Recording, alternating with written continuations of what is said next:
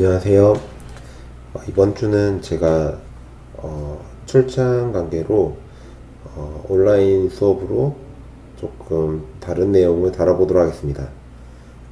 제가 이거를 1학년 수업에서 쓰고 있긴 한데 1학년 수업과 좀 다른 점은 여러분들은 이제 3학년이니까 조금 더 보안에 대해서 인식을 하고 있다라는 가정하에 조금 설명을 해보도록 하겠습니다.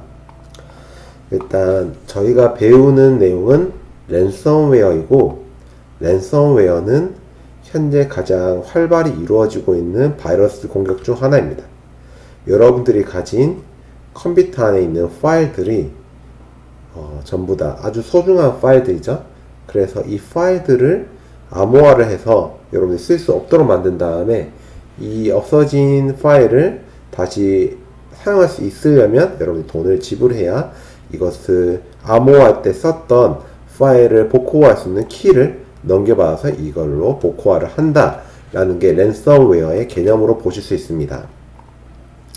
보시는 것처럼 날이면 날이 갈수록 랜섬웨어에 대한 피해 건수 그리고 총 피해 금액은 계속 증가를 하고 있다라는 점을 확인하실 수 있고요. 그러면 이게 왜 계속 증가하느냐를 따져보면 여러분들이 사용하고 있는 컴퓨터에 저장되는 개개인의 문서 파일이라는 정보들이 다 모두 개개인마다 다 소중한 정보들이기 때문에 그런 것들을 해킹을 해서 이윤을 추구할 수 있는 그런 방법이 많이 생겨났다라고 볼 수 있습니다. 보시면 3년간 랜섬웨어 피해 대상을 보게 되면 다양한 분들, 다양한 업종에서도 이렇게 피해를 입고 있는데 가장 많이 피해를 입고 있는 것은 중소기업으로 찍게 되었습니다. 중소기업인 이유는 중소기업이 아무래도 공공기관이나 중견기업, 대기업하고 비교했을 때 그래도 대기업이나 공공기관, 중견기업은 내부적으로 보안 관리를 따로 해주는 그런 팀들이 조금 더 구체화되어 있다면 중소기업은 좀 그렇지 못하다라는 점이 있겠죠. 그래서 따라서 여러분들이 나중에 중소기업을 가신다거나 하면은 정말로 할 일이 많으시겠죠. 지금 중소기업에서는 사이버 보안에 대해서 약간 신경을 좀 덜 쓰고 있었기 때문에 여러분들이 가셔서 여러분들 지식으로 그런 부분들을 채워나간다면 아주 좋을 것 같습니다. 그리고 여러분들 무슨 창업을 한다거나 자영업을 하시더라도 랜섬웨어의 피해가 받을 수 있기 때문에 여러분들 스스로도 자신의 정보를 지킬 수 있는 그런 방법에 대해서 생각해 보셔야 됩니다. 보시는 것처럼 랜섬웨어는 다양한 방법을 통해서 전파될 수 있습니다. 가장 좋은 것은 토렌트 파일이라고 해서 여러분들이 P2P로 파일을 다운로드 받는 그곳이 있는데 그곳에서는 사실 이 프로그램이 혹은 이 컨텐츠가 랜섬웨어 감염이 되었는지 안 되었는지를 확인할 수 있는 방법이 없습니다. 그리고 웹에다가 여러분들이 접근을 할 때 바이러스를 씹는다든지 아니면 스트리밍 동영상 그리고 감염된 웹사이트 그리고 이메일 같은 곳에 첨부된 파일들이 오겠죠. 그래서 여러분들이 가끔씩 보면 스팸 메일에 보면은 솔깃하는 글자들이 많이 있잖아요. 당신이 로또에 당첨되었습니다. 그래서 여기를 클릭하세요 나오면은 대부분 여러분들이 그런 걸 솔깃해 누르게 되면 다운로드 되는 것은 대부분 랜섬웨어다. 그리고 안드로이드 애플리케이션도 감염이 될 수 있다라고 볼 수 있습니다. 악성 코드는 지금 현재 요즘 트렌드는 악성 코드 개발자가 자신의 악성 코드를 개발한 다음에 예전 같으면은 본인이 개발도 하고 배포도 같이 했을 건데 현재 그러한 시점이 아니라 이 자신이 개발한 것을 악성 코드 배포자한테 팔게 됩니다. 이것은 배포자는 아무나 될 수 있는 거죠. 여러분이 될 수도 있고 아니면 제3자가 될 수 있습니다. 그래서 배포자는 다양한 방법을 통해서 피해자를 양성하고 피해자는 자신의 파일 암호화되면 돈을 결제하게 되는데 돈을 결제했을 때 악성 코드 배포자는 자기 소프트웨어 상에 그 악성 코드는 배포를 했지만 실제로 악성 코드를 풀 수 있는 키는 악성 코드 개발자가 갖고 있거든요. 그래서 악성 코드 개발자한테 수수료를 전달하게 됩니다. 그러면 악성 코드 개발자는 복호화 키를 피해자한테 전달해 주는 방식으로 지금은 진행되고 있다라고 볼 수 있습니다. 랜섬웨어는 정말 다양한 방식으로 전파될 수 있고 가장 많이 활용되는 방법은 파일 암호화형으로 보실 수 있습니다. 파일을 암호화해서 여러분들이 그 파일에 대한 접근이 불가능하도록 해서 그 접근권을 얻기 위해서는 돈을 지불하고 키를 얻어야지 되는 그런 파일 암호화형이고, 화면 잠금형 같은 경우에는 여러분들이 컴퓨터를 시작해서 여러분들이 정보를 받는 주체는 모니터란 말입니다. 근데 모니터의 정보가 출력이 돼야 되는데 모니터를 출력을 못하도록 특정한 잠금을 만들어 버린 거죠. 잠금이 만들어지게 되면 여러분들은 원하는 정보를 받을 수 없으니까 돈을 지불하고 잠금을 풀려고 할 건데, 이것의 차이점은 이전은 하드디스크에 있는 모든 파일을 암호화했다면 여기에서는 실제 화면에 뿌려주는 영역만 잠갔기 때문에 뒤에 있는 정보는 남아 있을 수 있다라는 특징이 있습니다. 그리고 부트타임 랜섬웨어라고 하는 것은 컴퓨터가 부팅이 되는 그 순간 여러분들 컴퓨터의 하드디스크에 있는 특정한 부분을 여기를 복사를 해서 이 부분이 없으면은 컴퓨터가 작동을 안 합니다. 그러니까 여러분들이 처음에 시작을 하게 되면 시작점이 있겠죠. 윈도우를 시작하다가 시작점이 있을 건데, 그 시작점에 사실은 윈도우 시작하려면 어떤 프로그램을 실행하고 어떤 세팅을 하시고 이런 게 적혀 있을 건데, 이런 정보들을 날려버리는 겁니다. 날려버리게 되면 실행이 안 되겠죠. 그래서 그런 것을 요구하는 부트타임 랜섬웨어가 있고, 다음과 같이 웹서버 타기 랜섬웨어라고 해서 웹서버 같이 이제 여러분들 네이버나 다음과 같은 웹서버가 이 에러에 걸리는 겁니다. 암호화되는 겁니다. 암호화돼서 얘를 풀려면은 돈을 지불해야 되는 거고, 네이버나 다음과 같은 서비스가 만약 랜섬웨어에 걸리게 되면 서비스가 안 되겠죠. 서비스가 안 되면은 그 엄청나게 대단한 회사들의 사이트이기 때문에 1분 1초가 그 돈으로 다 연결될 수 있습니다. 그래서 랜섬웨어가 만약 웹서버를 감염시키게 되면은 해커는 엄청나게 큰 이득을 취할 수 있다는 것을 의미하고, 실제로도 많은 웹서버 업체들이 랜섬웨어에 걸려서 실제 돈을 지불하고 이것을 풀었던 케이스를 볼 수 있습니다. 그리고 랜섬웨어 같은 경우에는 안드로이드 스마트폰에 들어가는 다양한 애플리케이션 단에서도 여러분들이 감염이 될 수 있다는 거죠. 그래서 앱을 다운을 받을 때 사실 APK 파일로 되어 있는 앱을 받을 수도 있겠지만, 이것은 출처가 분명하지 않기 때문에 얘를 다운로드 받았다가 잘못해서 컴퓨터 자체가 붕괴되는 그런 현상도 있을 수 있기 때문에 조심해야 됩니다. 그러면 랜섬웨어의 시초란 무엇인지 살펴보면, 랜섬웨어는 도스 시절의 카지노 바이러스라는 것이 시초가 됩니다. 그럼 카지노 바이러스는 무엇이냐? 하드디스크에 FAT를 램에 백업해 놓고 잭팟이 터져야 한다는 조건이 만족되지 않으면 파괴시키는 방식입니다. 그래서 하드디스크에 아까 전에 보시면 시작 정보들이 쫙 저장되어 있는데, 이 부분의 정보를 여러분들 램에다가 잠시 옮겨놨다가 만약에 여러분들이 카지노에서 잭팟을 터뜨리지 않으면 여기 있는 정보를 날려버리게 되는 겁니다. 그러면 여기에 있는 정보들이 날아가게 되면 컴퓨터를 켰을 때 컴퓨터가 제대로 동작 안 하겠죠. 왜냐하면 시작점에 갔는데, 시작점에는 다양한 세팅을 하는데 어떻게 컴퓨터를 운영할 것인지에 대한 정보가 들어가야 되는데, 그러한 부분들이 삭제가 되어 있다는 것을 의미합니다. 재미있게도 여기에서는 돈을 요구하지는 않았고, 잭팟이 터지는 조건을 만족시키면 인질로 메모리에 붙잡아뒀던 FAT를 다시 복구시켜주는 그러한 원리로 동작하게 됩니다. 그럼 랜섬웨어의 시초에 대해서 조금 살펴보면, 랜섬웨어는 1989년도 에이즈 해담에서 처음으로 배포가 되었습니다. 어떻게 배포가 되었냐면 이 회담에 많은 사람들이 참석하였겠죠. 그래서 그 사람들한테 뭐 이번 회담에 관련되어 있는 정보입니다 하고 플로피 디스크를 배포를 한 겁니다. 그 플로피 디스크에 있는 파일을 더블 클릭한다든지 실행시키게 되면 이러한 화면이 나오게 되는 거죠. 이러한 화면이 의미하는 것은 지금 사용자의 컴퓨터가 감염되었다라는 것을 의미하게 됩니다.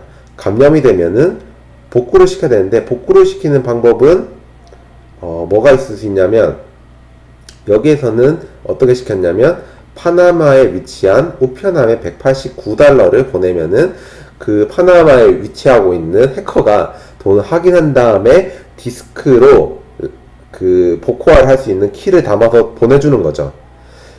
지금으로 치면은 매우 순진한 해커가 매우 순진한 기법인데, 뭐 이렇게 할 수 있었던 거는 20년 전, 30년 전만 하더라도 사이버 상에서의 뭔가 정보를 유출하고 정보를 이제 변환하고 하는 것들이 그렇게 범죄로까지 생각하는 인식이 없었다라고 볼 수 있습니다.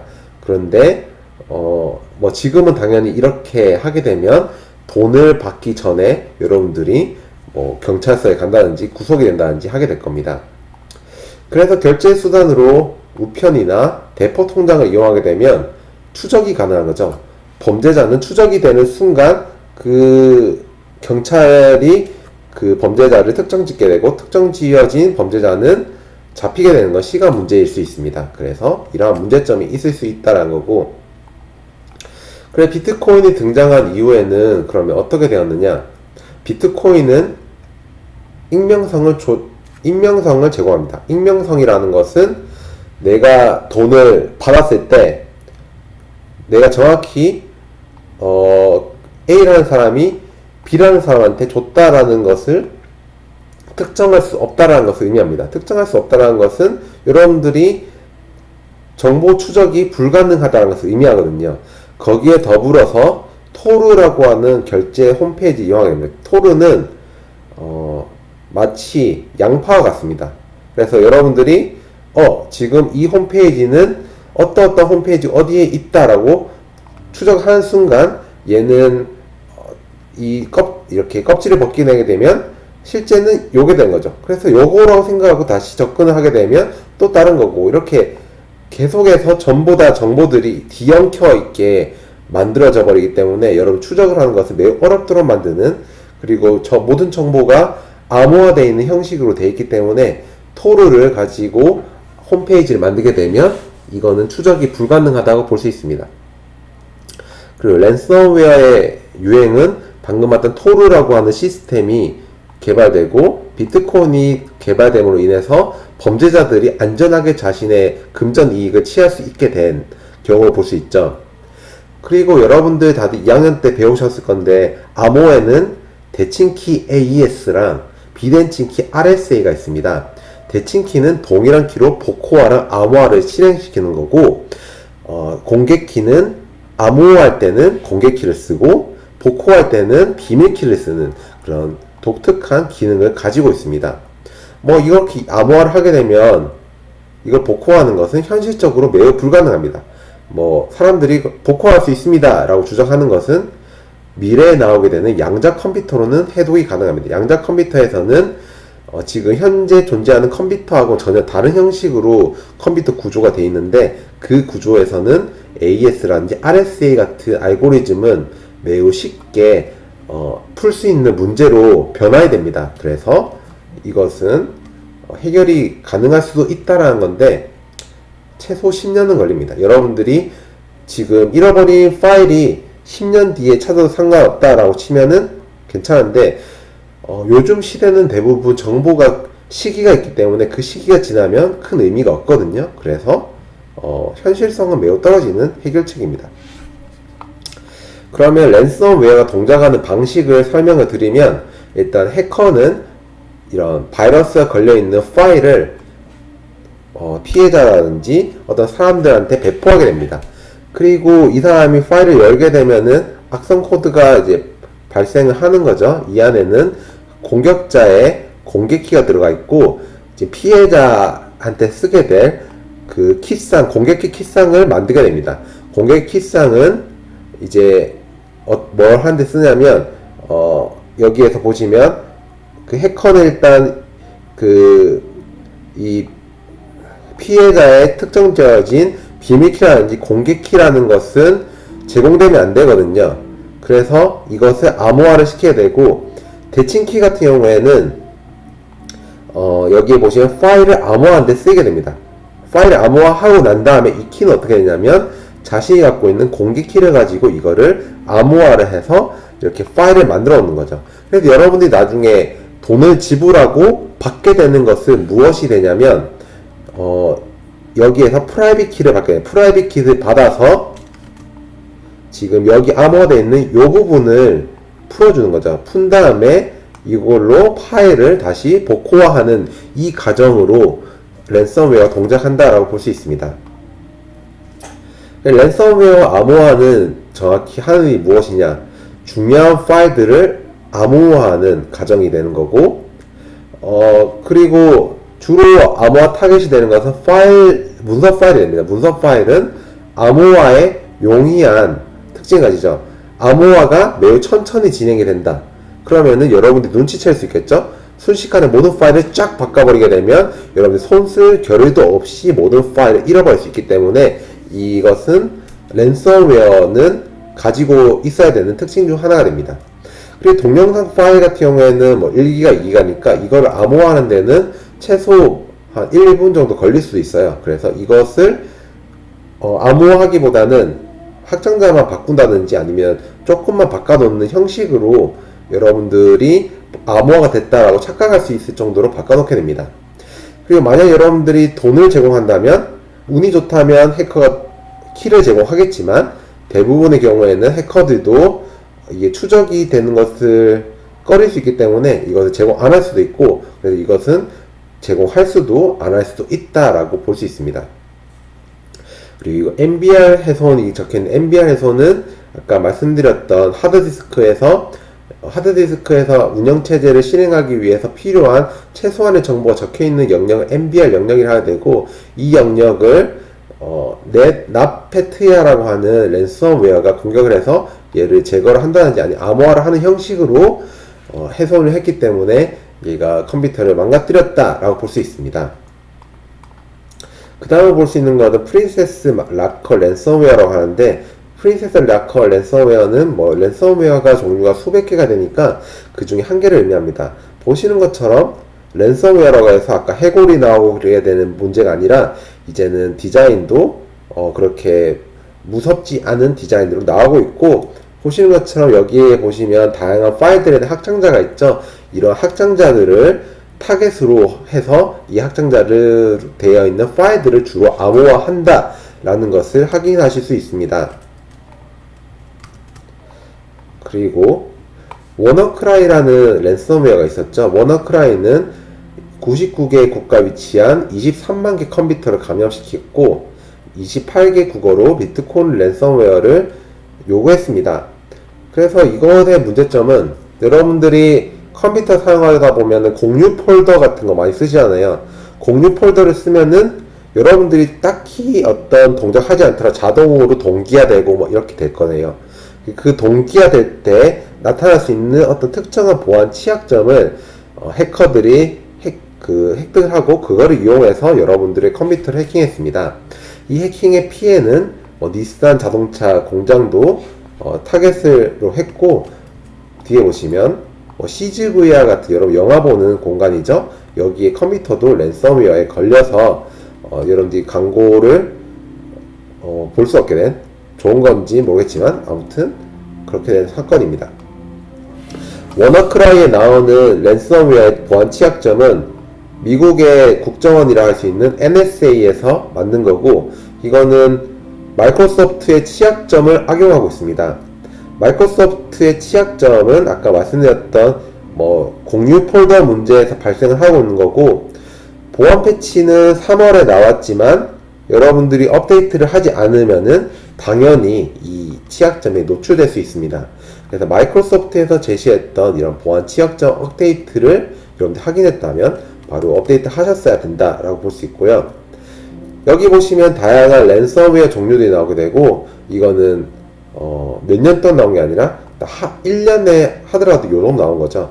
날이 가면 갈수록 랜섬웨어 인기가 높아지니까 지금은 뭐 200개, 300개가 1년에 나오고 있다고 할 수 있습니다. 여러분들이 정보를 저장하는 매개체는 스마트폰, 그리고 스마트워치와 같이 다양한 부분으로 확대가 되고 있고, 하지만 뭐 스마트워치는 사실 정보가 그렇게 많지는 않습니다. 뭐 여러분들 해봤자 뭐 가속도 아니면 뭐 보행 정보 이런 정도가 들어가게 되죠. 근데 뭐 최근에 나온 아이폰에 나온 애플워치 같은 경우에는 GPS 들어가 있고 3G 정보 들어가니까 거기엔 좀 정보가 있을 수도 있겠죠. 그렇지만 이러한 문제가 있음에도 불구하고 다양한 서비스들이 발달하고 있죠. 클라우드 서비스가 있는데, 여러분들이 클라우드를 하게 되면 여러분들의 정보는 컴퓨터에 저장되는 게 아니라 클라우드에 저장되게 되죠. 그래서 클라우드에 저장된 정보는 해킹 당하더라도 여러분들 컴퓨터 정보가 아니기 때문에 해킹에 안전할 수 있다라고 볼 수 있습니다.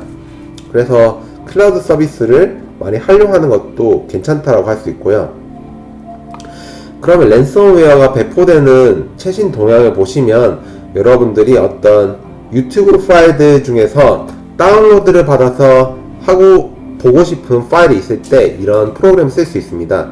이 프로그램을 쓰게 되면 지금 유튜브에 있는 정보가 바로 다운로드가 돼서 여러분 컴퓨터에 나오게 되는데, 다운로드를 컨버트를 하면서 이 운영체제 홈페이지에서는 랜섬웨어까지 추가를 시켜서 배포를 시켜버린 겁니다. 그렇게 되면 여러분들 실행을 했을 때 컴퓨터에서는 랜섬웨어가 동작을 한다라고 볼 수 있고요. 그 다음에 아까 방금 전에 봤던 워너크라이 같은 경우에는 2015년도에 나왔던 랜섬웨어지만 아직까지 계속해서 피해가 확산되고 있는 특이한 케이스입니다. 이게 왜 확산이 되냐면 그 이유를 살펴보면 여러분들이 패치를 활발히 하지 않는, 2년이 지났지만 피해가 있었지만 이것을 활발히 하고 있지 않았기 때문에 여기에 또 보안 문제가 발생하고 있다라고 볼 수 있습니다.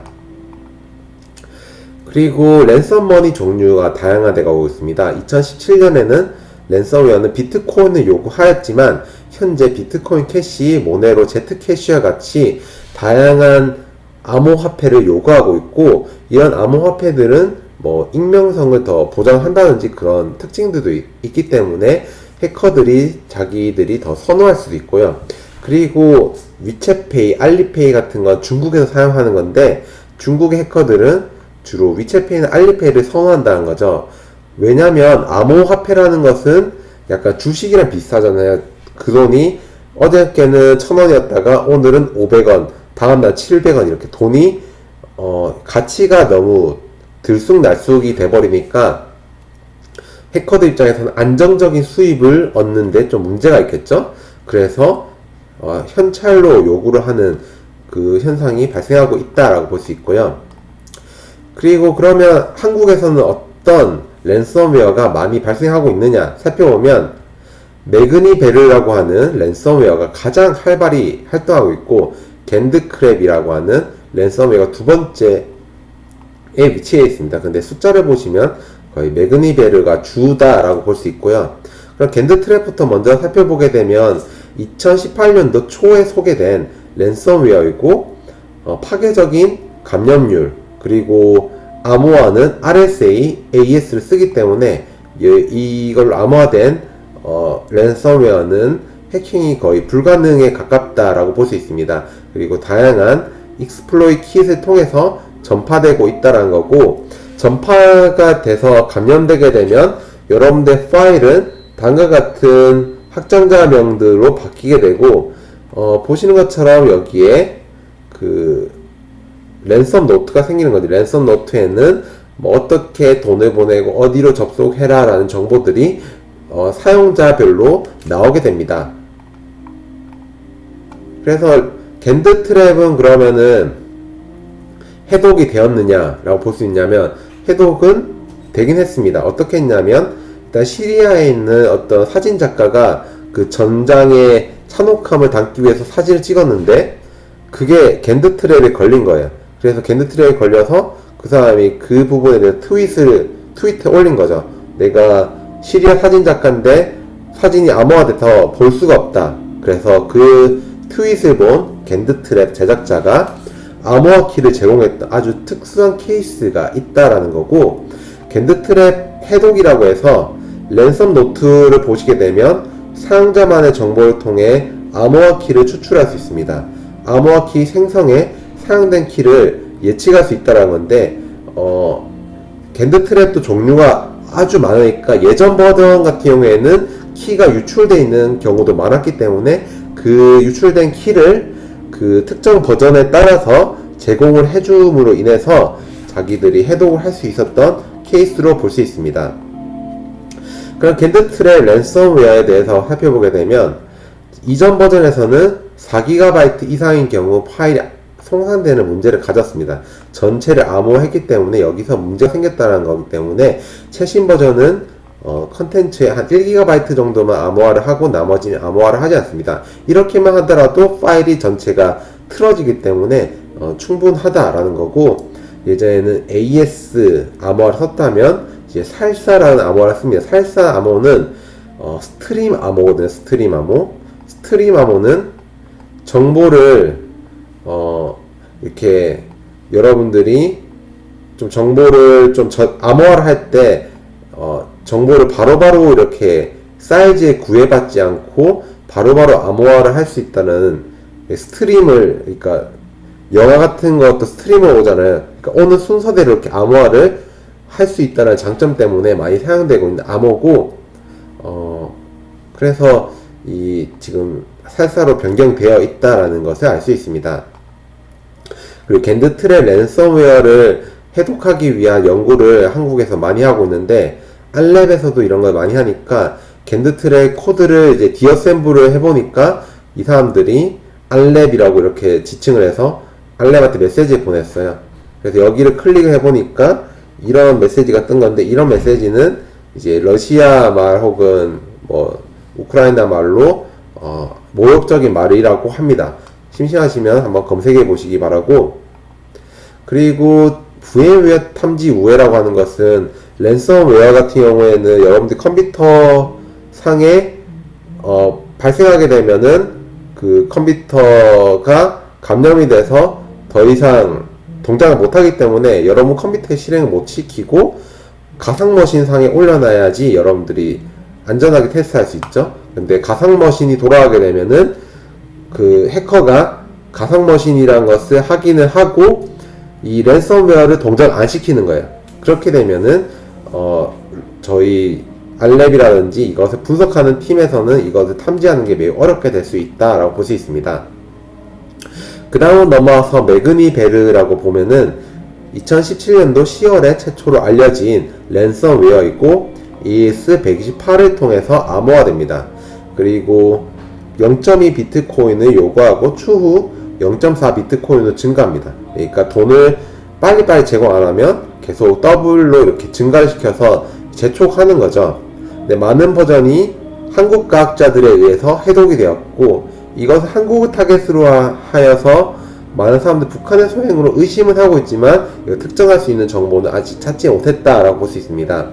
그리고 알랩에서는 특정 버전에 대한 복호화2를 제공한다 되어 있는데, 그걸 어떻게 찾았냐면 특정 버전은 그 코드를 잘 살펴보면 코드 안에 비밀 정보가 좀 숨어 있습니다. 그 정보를 이용을 해서 복호화를 할 수 있다라는 것을 확인했고, 하지만 2018년도 7월에 코드를 난독화한 업데이트 버전이 출시되었습니다. 그래서 더 이상 하드코드된 키에 의존하지 않고 CNC 서버에 의존하지 않기 때문에 이것을 해독할 수 있는 방법은 지금은 없는 상황이라고 볼 수 있습니다. 그래서 거의 지금 많은 그 랜섬웨어들이 특정한 문서 파일을 암호화를 하고 있다라고 볼 수 있다면, 최근에 나온 것들은 모든 경로의 홀더에 있는 파일을 다 암호화를 하는 건데, 이렇게 됐을 때는 랜섬웨어라기보다는 어떤 특정한 타겟을 파괴시키겠다라는 목적이 더 크다라고 볼 수 있고, TNC 서버를 통한 키와 ID 수신 대신 하드 코딩된 값을 통해 암호화를 진행하고 있다라는 부분, 이 앞에 거는 약간 상충되긴 하는데 아무튼 랜섬웨어들이 너무 종류가 다양하기 때문에 동향은 좀 다를 수 있다라고 볼 수 있습니다. 그리고 URL 대신에 이메일 주소를 통해서 공격자한테 직접 연락을 취하라는 형식으로 연락하고 있죠. 이메일 주소를 직접 하게 되고, 그리고 암호화폐 대신 돈을 보내는 겁니다. 암호화폐는 너무 불안정하기 때문에 $500를 받으면은 좀 안정적인 수입이 되는 거죠. 그래서 $500를 요구하고 있다라고 볼 수 있습니다.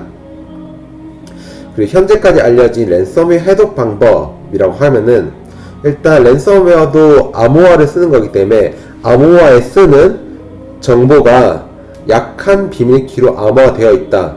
그러면은 이 약한 암호화를 저희가 뚫을 수 있는 거죠.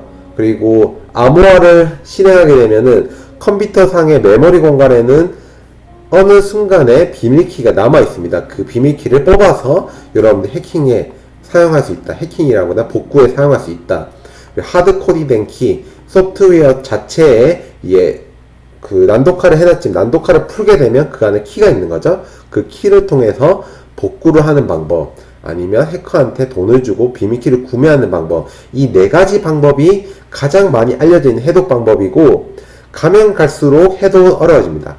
그 이유는 그 해커들이 해독 방법을 이해하게 되고, 그러면 그 해독이 안 되도록 하는 방법을 연구해서 적용하죠. 그래서 지금 나와 있는 매그니베르 그리고 겐드 트랙 같은 경우에는 해독이 안 됩니다.